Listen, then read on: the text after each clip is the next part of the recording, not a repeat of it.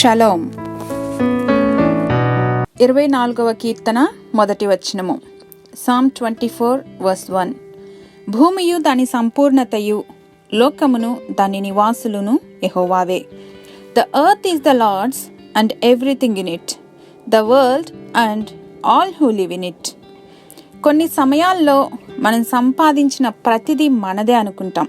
అయితే మనం యజమానులు కాదు, కానీ నిర్వాహకులం. అది కూడా కొద్ది సమయానికి మాత్రమే. సమస్తమును దేవుడు దయచేశారు. తిరిగి అవి దేవునికే చెందుతాయి. అవి భౌతిక సంబంధమైన వస్తువులు మాత్రమే కాదు, కానీ మన శక్తి, సామర్థ్యం, అధికారాలు అన్నీ కూడా.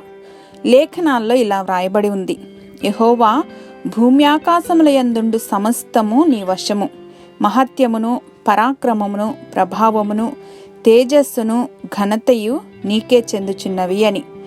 మనం అనుభవిస్తున్న గృహము, వస్త్రాలు, సంతానము, అధికారము అన్నీ కూడా దేవునివే. అవి మనవి అని అనుకున్నప్పుడు వచ్చే నా అనే సంకుచిత ఆలోచనలతో మానవులు చాలా గ్రీడీగా ఉంటూ వాటిని హత్తుకుని ఒకవేళ అవి కోల్పోతే ఎంతో దుఃఖపడుతుంటారు. అందువల్ల భూమి, దానిలోని సమస్తము కూడా దేవునివేనని ఎల్లప్పుడూ జ్ఞాపకం ఉంచుకోవటం వల్ల స్వార్థపరులుగా కాక దేవునిపై కృతజ్ఞతా భావనతోనూ ఇతరుల పట్ల మర్యాదపూర్వకమైన ప్రవర్తన కలుగుతుంది.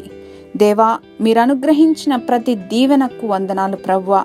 సమస్తములోనూ మిమ్మను మనఃపూర్వకంగా కొనియాడుచు ప్రభావమును, ఘనతను యేసు నామములో మీకు సమర్పిస్తున్నాం తండ్రి. ఆమేన్.